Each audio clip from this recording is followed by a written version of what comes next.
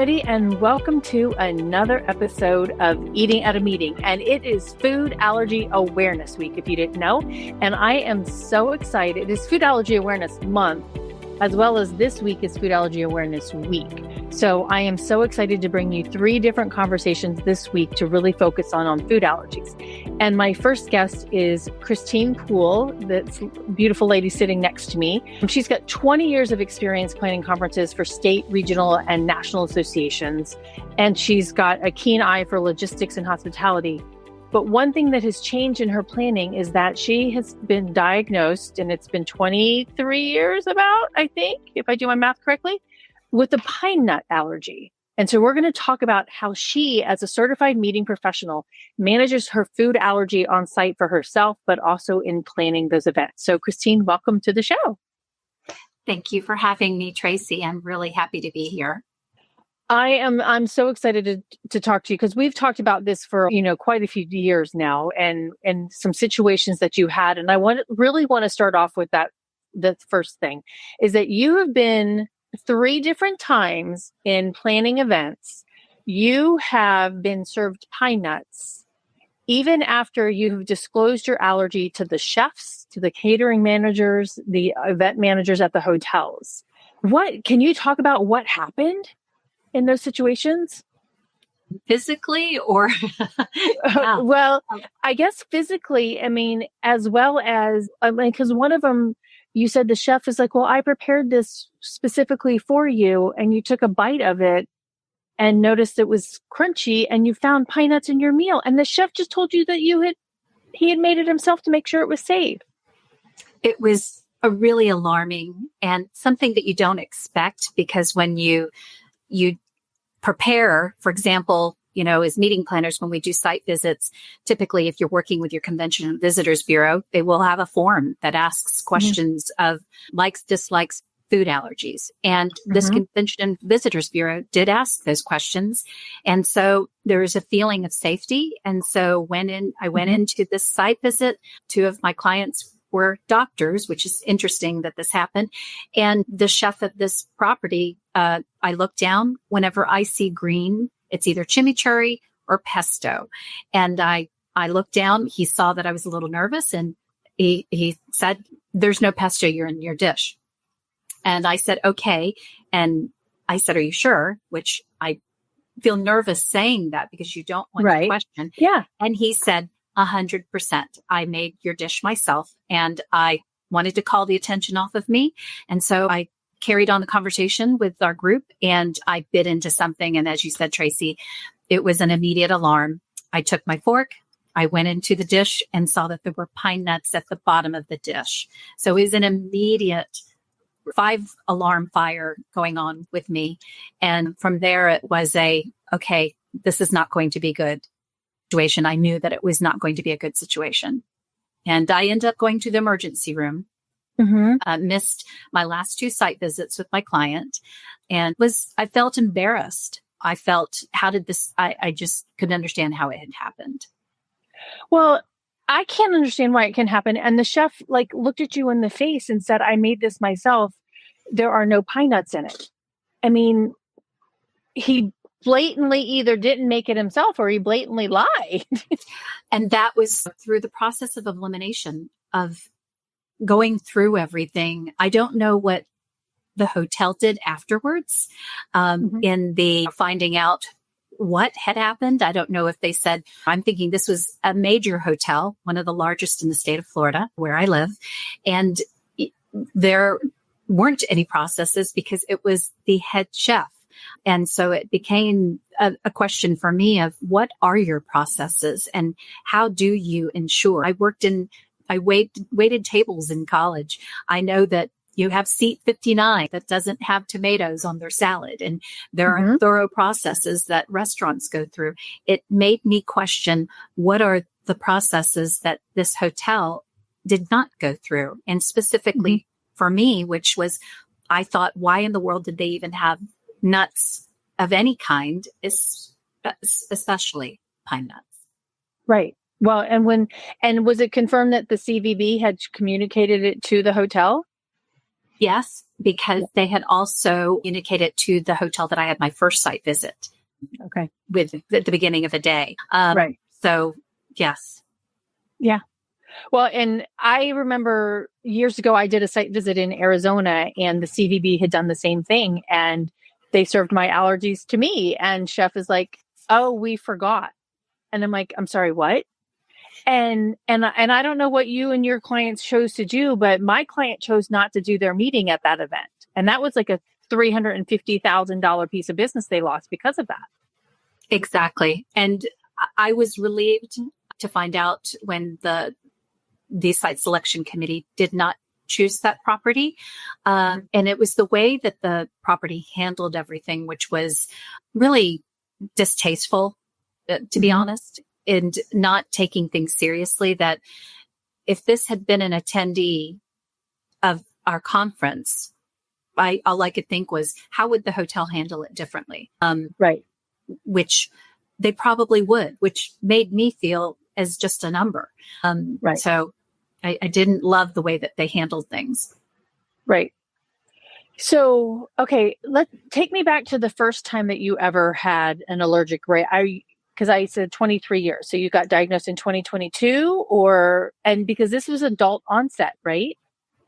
Yes. And so that's the thing that I tell a lot of people is that they don't understand and what I've found out personally is that when a child has a peanut allergy, it is very severe and it's scary. It's a child. But as an adult, every exposure that I have is more serious and has been for me. So the first time I found out was probably in the late 90s, and it was at a social event. And the process of elimination was difficult because unlike most people when you have a tree nut allergy, it's every nut. Mine is just pine nuts, which is how we figured that out. It was not easy, but we figured it out. But it was interesting in the professional experience. I was the meeting planner. I chose the menu, and I was at an event. It was one of the first events that I had ever worked for, the Florida Psychiatric Society. And it was in the fall, and everybody was in the sessions. I'm at the registration desk, and I started sniffling, and then I started sneezing. And the allergy was new to me. So I really didn't understand it and didn't understand symptoms. I thought it was fall. I must have shaken somebody's hand. I'm getting sick. But then it started the clearing my throat and sneezing more. And so I had to ask my CSM, can you check to see if there's pine nuts in this dish, which it was a pasta salad that I chose for the attendees. And the CSM came back with the chef. And this is when I found out something pretty mind-blowing. It's mind-blowing still to this day, that the chef had let me know that when they cook large quantities of pasta, that hotels will use pesto to flavor the pasta. And to me, I'm thinking, wow, you should probably put that in your menu. You should probably list that in a label. And I believe that hotels do, and they're doing a better job now because of people like you, Tracy, are getting the word out there. But that was my own personal experience of, I need to not select pasta salads from now on in my menus, or maybe I need to ask, do you flavor your pasta with pesto? And is it a pine nut pesto, a traditional pesto? That is a new question that I'm going to start asking when you're ordering your pesto or when you're ordering your pasta, because you don't know. And I mean, and that's 2 allergens in just pesto. Because the dairy and the nuts. And so I think it's really important to. Yeah. All right. So we have a fan on here, Stacy Hawthorne. Says she loves Christine and can't wait to hear more about this important issue. So hi, hi, Stacy. Thanks for joining us. Hi, Stacy. So when that happened, what in your mind changed for you as a meeting professional after, you had it for a couple of years, but from the point you got diagnosed, did anything change in how you planned your meetings? And did that incident in 2020 or 2002 change the way you plan your menus? Didn't, and it's taken time. And I'm embarrassed to admit that I need to do a better job. I was thinking about this when I'm thinking about the questions that we would talk about and the answers that I needed to give, is that I think that most people, when there's any type of, and Tracy, you taught me this, is that what I have is, it's a handicap. it's a disability, and that we don't want to call attention to ourselves. It's even in that moment when I found the pine nuts, when they started saying, how are you? How are you? How are you feeling? I wanted to call attention away from me and get back to the meeting, but I had clearly needed to have emergency treatment because my throat was closing up. But to answer your question, I feel that I am more diligent because I'm aware. I've met other people. One of my former board chairs also has not just allergies, but aversions to things. And so where I think a lot of people, they discount these things, but even a lactose intolerance is something that is not fun to go through.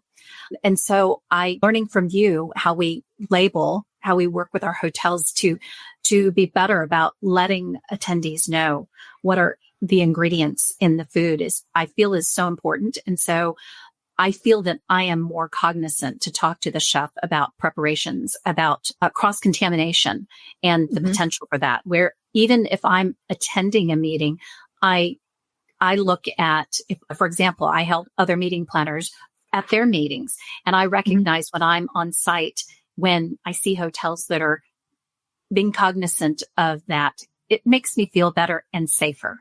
And people who don't have that don't understand, unless you've got a loved one that goes through this, you'll never know. But I think I love to see the changes that hotels and restaurants are taking.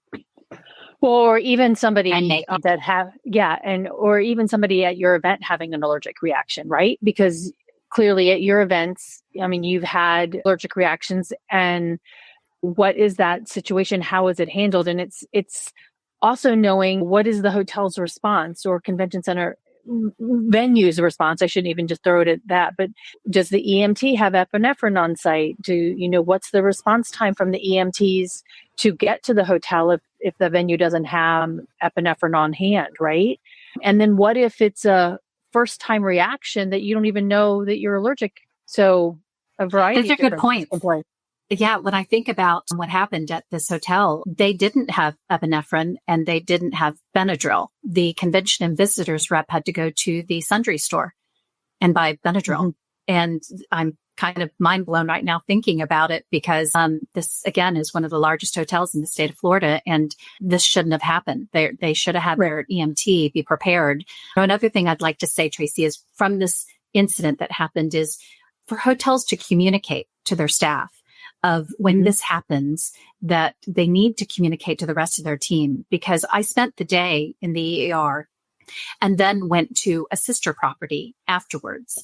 What I found was that I had started having palpitations because my body was pumped full of epinephrine and then all kinds of other drugs. And so I started having palpitations and I became scared. I was a female business traveler by myself without my family, a loved one, or anybody to care for me. And I called down to the operator and I said, I'm having chest palpitations. I spent the day at the ER. Is there somebody who can help me? And they seemed not to care. Didn't know that was clear. And then they also said, oh, well, we can send security up. And I said, never mind. I was exhausted. I just wanted to go to bed. So I took a deep breath and prayed that I would wake up the next morning for my site visit with that hotel. So I probably, if I had the opportunity, I would communicate with hotels when they have this happen to communicate to their team that you have somebody who had just spent the day ER. This may happen. What are your next steps? What are the contingency plans for something to happen? How do you care for this guest in the best manner to make them feel just like a human being, not just somebody that send them to the ER? So that's what I've thought of. Well, and in my house, we watch 911 a lot, right?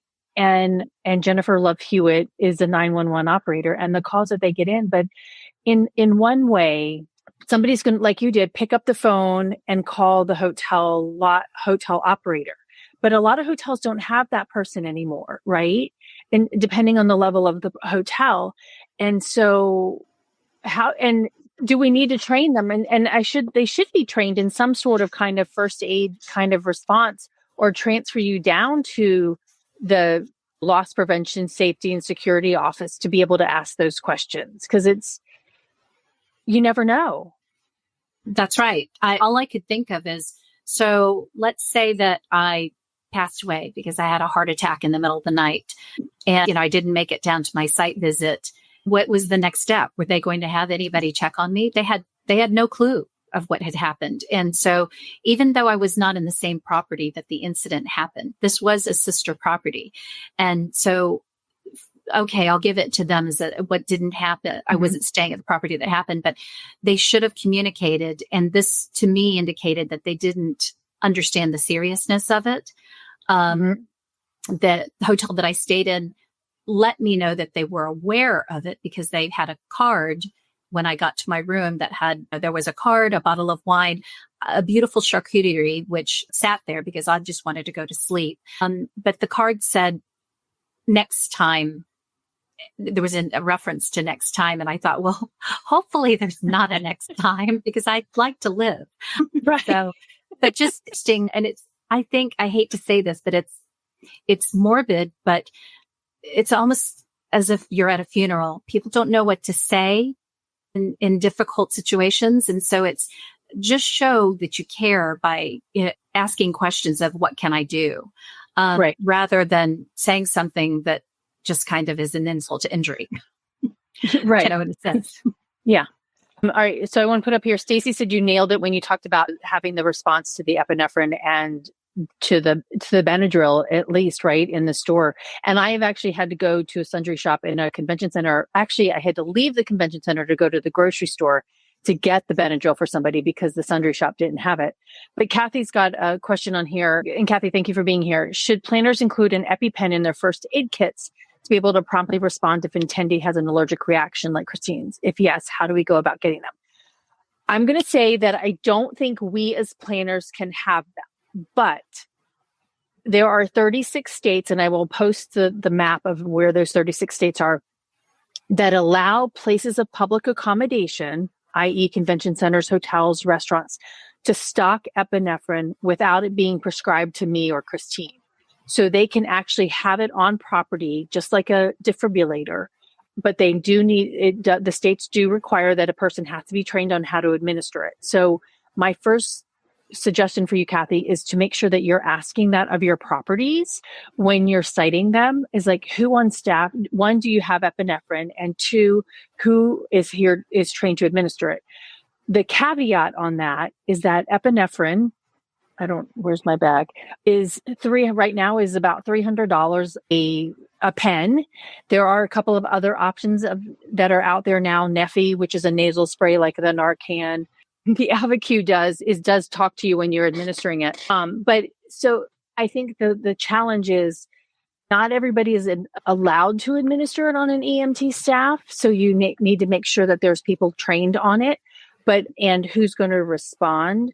That's the biggest challenge, but I also think it's the cost associated with it as well. And I know one EMT I talked to, they do it in vials because the vial is less expensive than the EpiPen or some of these. So Kathy, that's a good question.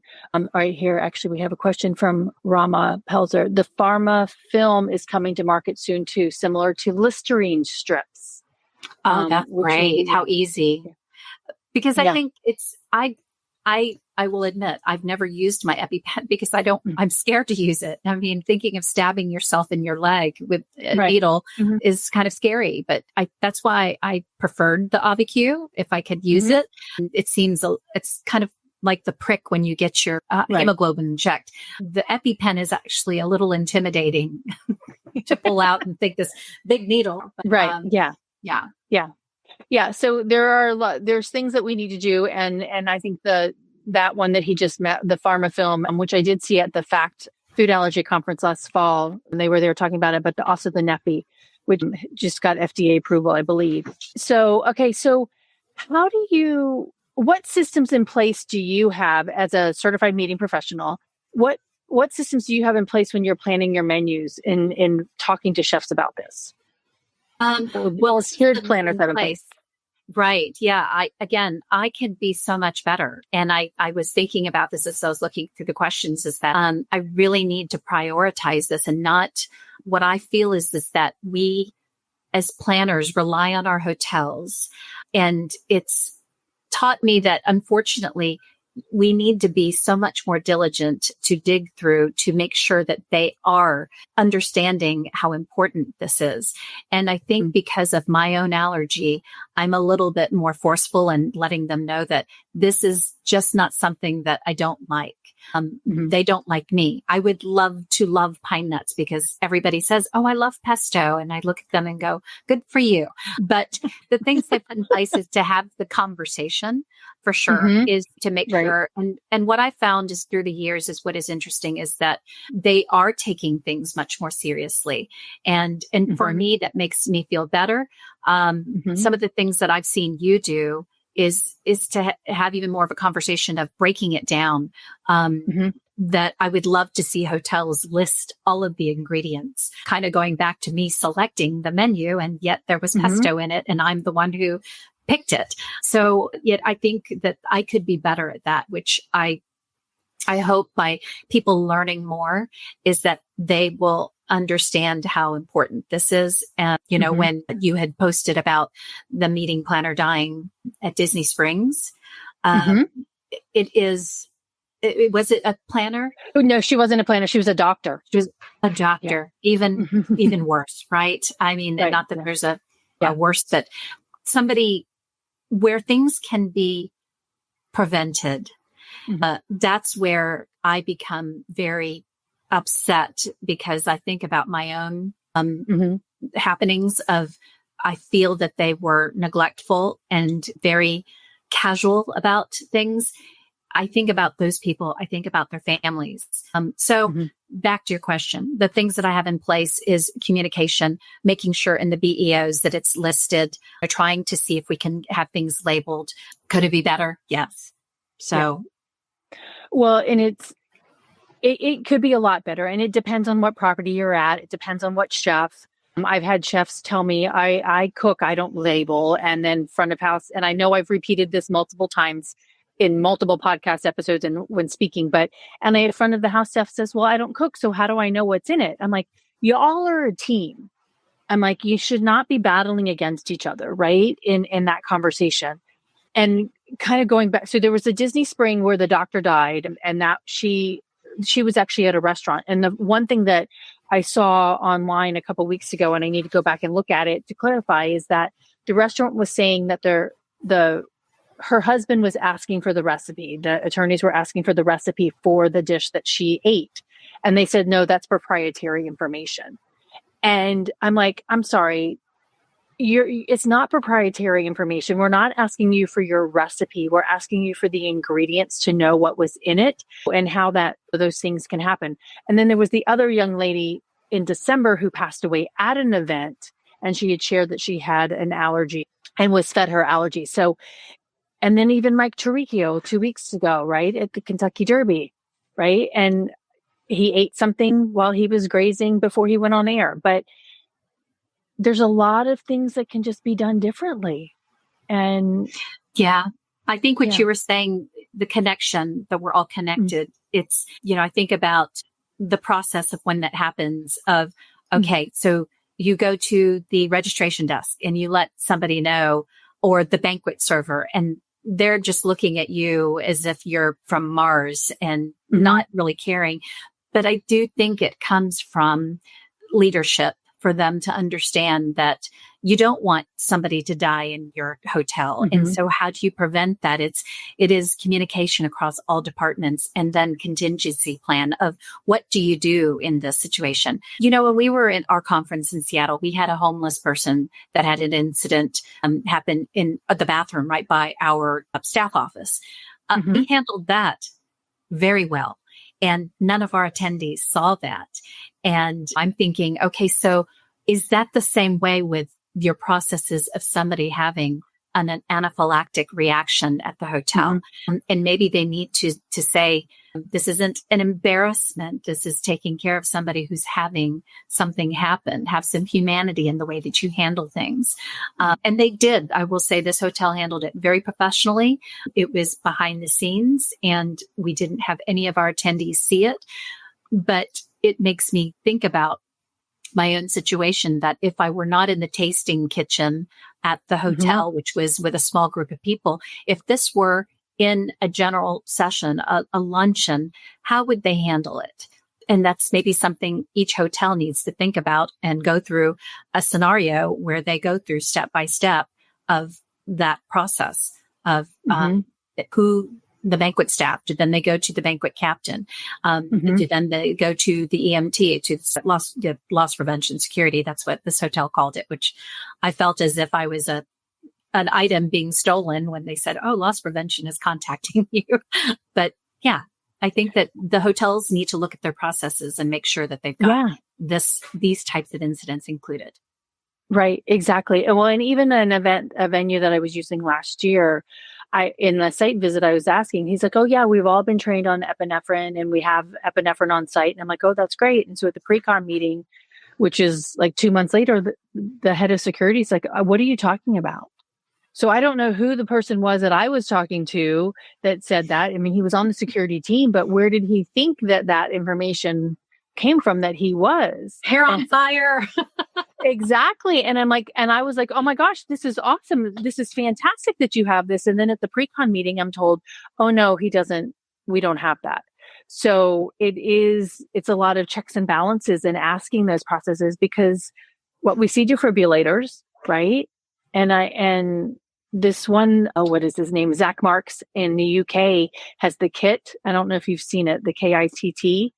No, that he's installing me about it.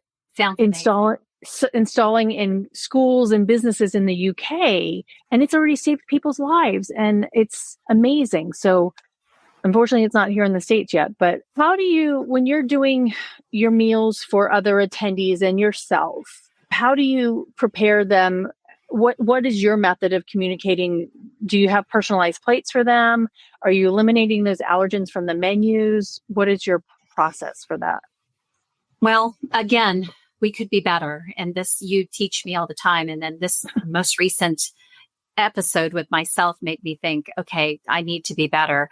But I think that the first thing that we do is in our registration, we do ask for attendees to list allergies or special needs. And then before I have to get my BEOs to the hotel, we look through the list and determine if we need to prioritize certain things that we need to discuss with the hotel. And then this is where I feel that we could be better, is then to have the conversation with the hotel. This is where we just finished our annual conference. There's record numbers. Yay. Yay. But because I just had this happen the week after my annual conference, I had this last episode. It's making me feel that, okay, I need to be better because I don't want this to happen at our conference. And thank God we haven't had anybody that has let us know that there is an anaphylactic allergy. But I want to make sure that I'm listening to everybody that takes the time to list their allergies and take them seriously, whether gluten-free, lactose, those types of things.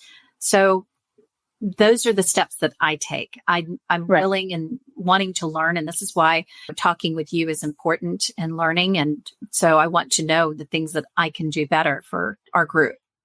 Yeah, no, I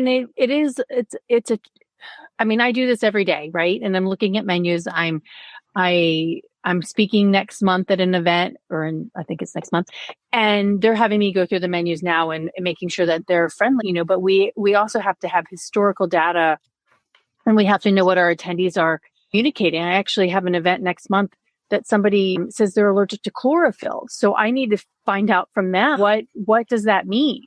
Right? And what can I serve you? What can I not serve you? Exactly, to get some more details. All right, we've got some comments. Anne-Marie, or go ahead.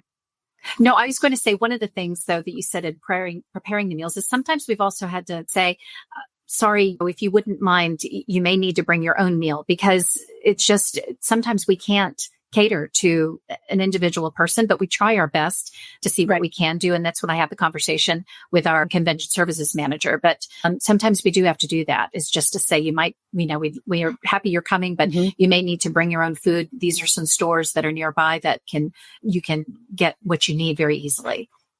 And so a question on that, are you giving money back to them from their registration for the cost of food? We haven't, and they haven't asked, but we have not had that happen yet. So this was the particular instance that happened. That was actually one of our board chairs. Okay. Yeah. And then my other question too is like looking at that list, and that might be somebody that's got a long list, a variety of different things. And next week I'm interviewing Mia Silverman, who is allergic to 50 different foods, 50. And she's 20, she's about to graduate from college. So it'll be interesting to talk to her. But I also like looking at the list, flipping it. And I learned this from a chef and he was elated by this. Tell me what you can eat, right? What do you like to eat? What can you eat? And then it helped that chef look at it from a positive outlook versus like, oh no, this is all banned. I mean, you have to pay attention to that. But I think it was Jeremy. He's like, I loved how I could go look at the can have list. And then that gave me my juices flowing and kind of in crystallizing some menu ideas. And I love that. It's a great suggestion. Yeah. So I really like that. Anne Reed posted 2 different things on here. Here's the link to Kit Medical, which is Zach's company in the UK. And Anne Marie, I would totally love to do that. And your link is way too long for the Marriott. She posted a story or a post from my friend Betsy Craig about Marriott has instituted a food allergy training program in their learning management systems. And they've been doing it for a bit, but now it's in their learning management system. So it's really cool. And then let's see, Kathy said, should we be including questions in hotel menu RFPs to ask how they would handle a guest with food allergic reaction? Wholeheartedly, yes, ma'am. What plan do they have in place? Who is responsible? How is the plan put into action? As planners, we shouldn't be providing medical care, but how reliable are the hotel's menus in doing so? Really, really great question. And I think you need to put that in your RFP. And, Joan Eisenstadt, I learned this from her years ago too, is like, what is the emergency action plan across the board? Who do you have on site that can administer the defibrillator, administer epinephrine, do any kind of first aid? Or what's the response time from the EMTs to get here? And I think it's a really pertinent question these days when some volunteer fire departments, staff is being cut from all of those things. So I think it's a really important question that we have in our RFPs across the board. Definitely. Yeah. So, okay. Thinking through kind of what we've talked about already, what would you like to see? Are there anything, 1 or 2 things that you would like to see from our industry as a whole to help manage food allergies better? Well, I think it's very interesting that the person pointed out that Marriott is giving some training to all their staff, and that's great. That I think that it takes one big dog to do something for the others to follow. And so it is, I think that, sorry, I lost my train of thought there for a moment, thinking about what I'd like to see. I'd like for them to continue what they're doing, which is to listen to what the consumers, what we place the business in their hotels, to what we're suggesting. Whenever I hear when you meet with hotels and restaurants and they are open to what you're suggesting, it is baby steps. I remember when I first spoke with you and you were telling me about some of the things that you had encountered.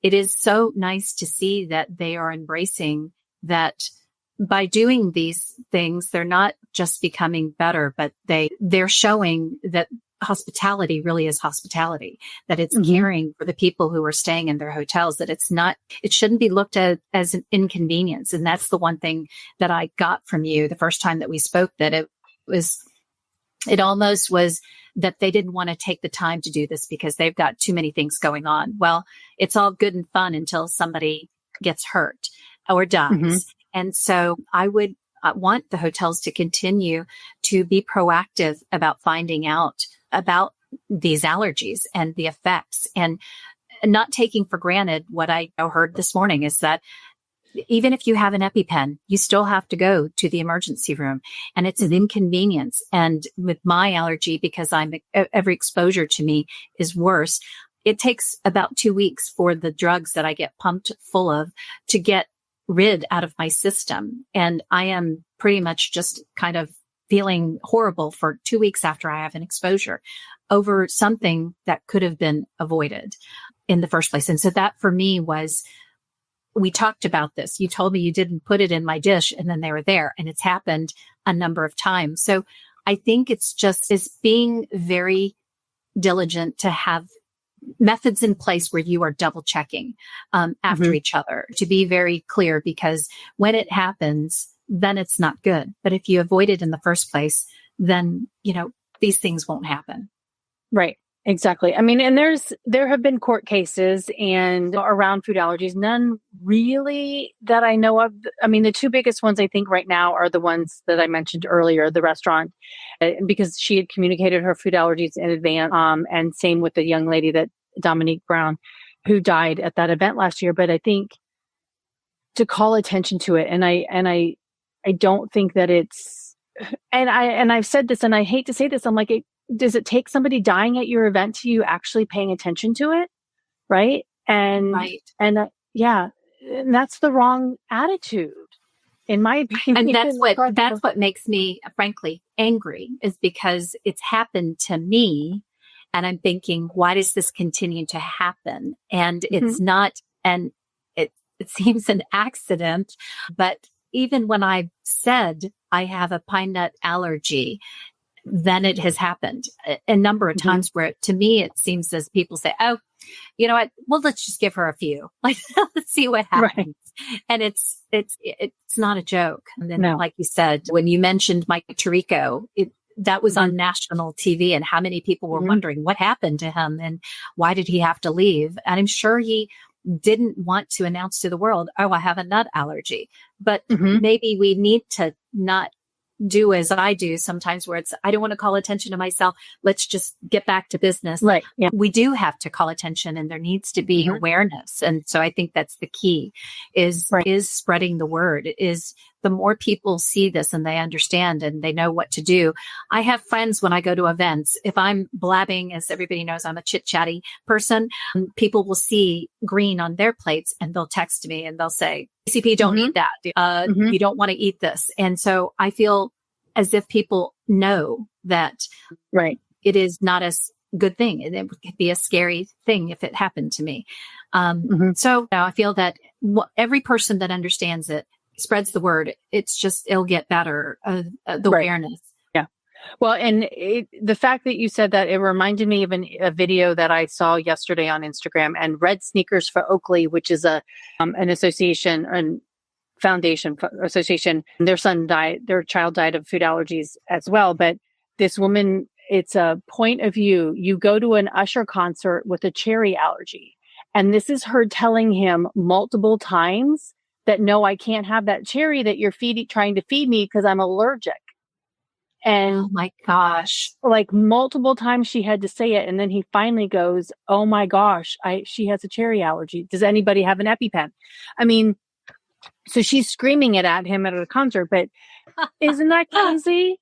Yeah. Yeah. But good for her. Just eat it. Here, just eat it. Just eat it. She's like, I'm allergic. So it's not funny, unfortunately, right? But it is, and we don't want to call light to it. And then I do myself. I will reference, just to add humor in, because that's what I do. I think when I'm uncomfortable is I will reference Will Smith from the movie Hitch.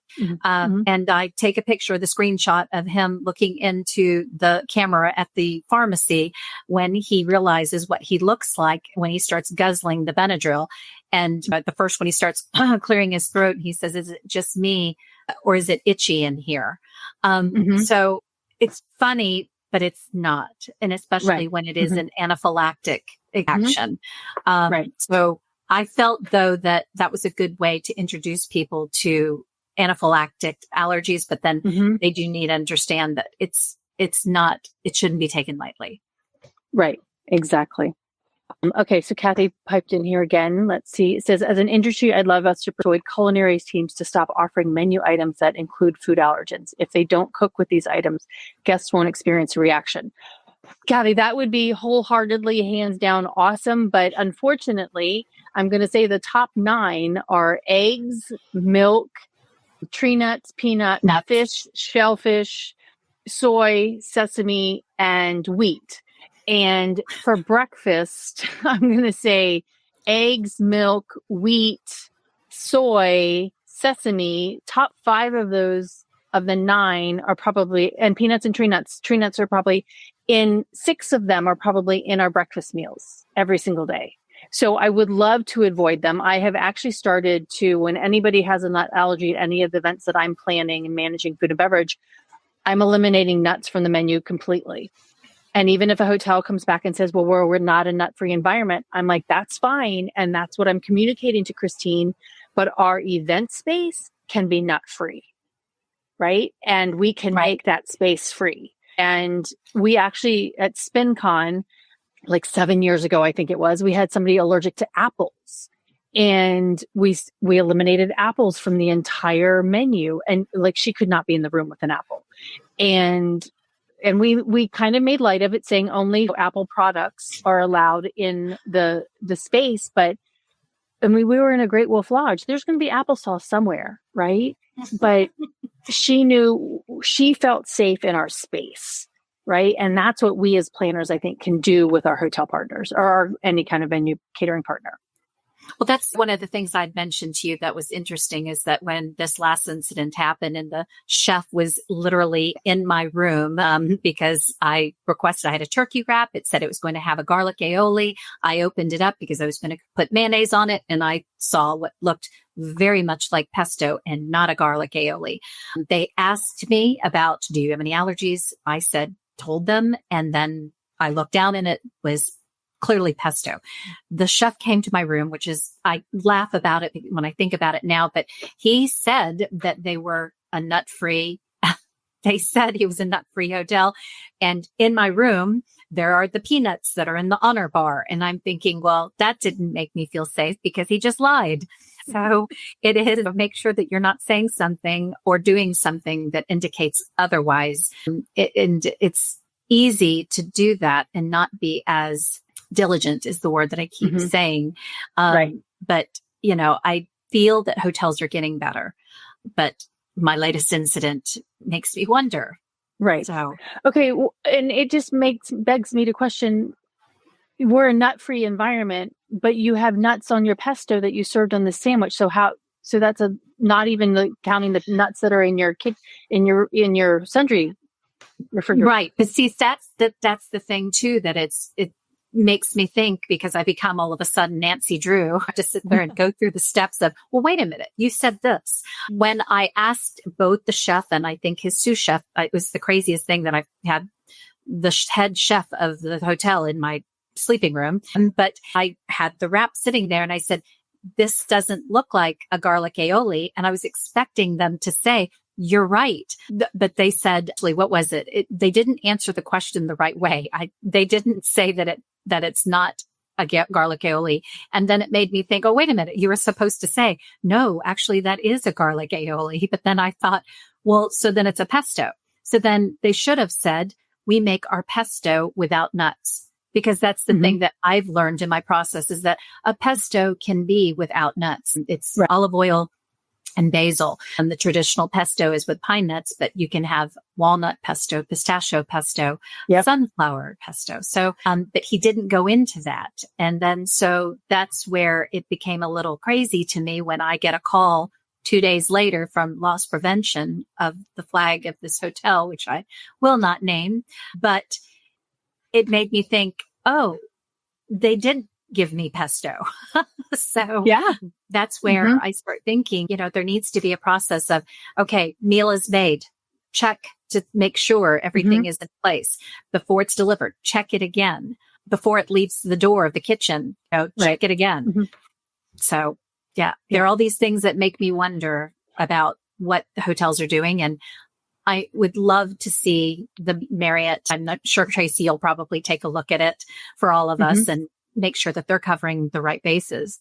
But they should include you on these types of things, or somebody like you, because it's clear that sometimes these things are not as thorough as they need to be. Right. Yeah. And you are probably training a wide variety of people. Some are in the kitchen, some are not in the kitchen, but it's that conversation. And I actually just went through my food handler certification, manager certification again last week, got a 93. Yay. And I was actually impressed that we talked about allergens a little bit longer than we did when I first took it. So I was happy about that. But it is a conversation that still needs to be had. And we're feeding millions of people every single day. And actually there's a bill in California, and I talked to Addie and Robin 2 weeks ago about this bill. It's called the Addie bill, and it's actually asking hotel or restaurants to require food labeling, allergen labeling on their menus. And there's been some pushback on it, but also in like any food service I'm like, make sure this also includes hotels and convention centers, not just restaurants, because we need to make sure that across the board, that if it's a law for one food service kind of company, it should be a law for everybody. So, okay. Absolutely. All right. I have a couple of rapid fire questions for you. You ready? As ready as I'm ever going to be. Okay. What is your most memorable meal at an event, good or bad? Well, bad would be the one that started everything off because now I've become paranoid. But good, I would say, is that I had a wonderful chef who was at, I will say, the Naples Grand, and Chef Jeff was so eager to please my group. This was with the Florida Sheriff's Association. And he put in a Delmonico round of beef that was the most delicious thing. And when I go to a steak restaurant, wow, a Delmonico, that sounds so fancy.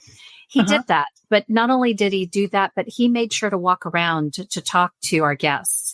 And I had never had that happen before. And he was definitely somebody who had a see it, own it attitude. And I think a lot of chefs, I think it's changing, but they had the prima donna type of reputation. This chef was an everyday chef. He, in the site visit, stopped me talking and said, excuse me for a moment, went and picked up a piece of trash from underneath the credenza. And I thought, who is this guy?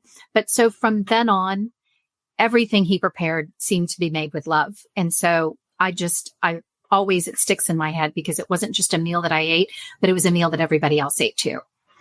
That's awesome. I can say that about my chef at the JW Austin 2 weeks last month. Yeah. I'm Koa fam. He was fantastic. Same thing. He's like, I am here to make sure that you eat well, and was down on the floor a lot. So I would really appreciate that. Love it. Okay. Yeah. All right. What is your go-to planner tool that you cannot live without? My staff. I had to think about that. Yeah. My team. I could say my function sheet because it's the Bible, which we all use as our little, and it's gone from big books to stapled paper to now is in the Microsoft Surface Pro, Surface Pro. That my team, I think that I am not great if I don't have them, and they make me who I am because they're an extension of me. And so I feel that that is my best tool and weapon. Awesome. I love that. Buffet or plated meal, which is safer in your opinion? I don't know if I know the answer to that question, Tracy. You probably know, but I feel that in a plated, it's much more easy to manage for specific needs for individuals. But however, if we are going to hotels being more educated and prepared and understanding what they need to do for buffets, if we are able to provide the information that they need with our attendees' dietary restrictions and needs and to do the labeling, I feel that a buffet can be safe, but easier, subjective, Yeah. And it's having good protocols in place to make sure of that. And also talking to that guest to see how comfortable they are, even if it is labeled, right? I think it comes down to that too. Yeah. All right. Yeah. What is one thing you always pack in your event bag? Well, an EpiPen. Yeah. Now I used to not, but I need to be better about being a female. We switch out purses for accessories. I need to make sure that I take the EpiPen out because what I find is restaurants are trendy. And I remember I was in Vancouver. This was after my annual conference was in Seattle at the beginning of April. And I went to a Japanese restaurant and I just jokingly said, she asked about allergies. And I said, oh, pine nuts, but you're not going to have these here. And she said to me, well, we do use some pine nuts in some things. And that blew my mind because of the fusion trendiness, of combining things. But that was a little scary to me. But I'd say the EpiPen, and all truth and jest. But right. yeah. EpiPen. Yeah. Okay.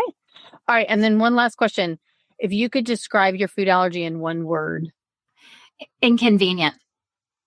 Mm-hmm. Yep. Okay. It slows me down. Yeah. Yeah. Because you can't just go eat whatever you want, and you have to ask lots of questions. Yeah. And when it happens, it takes me out.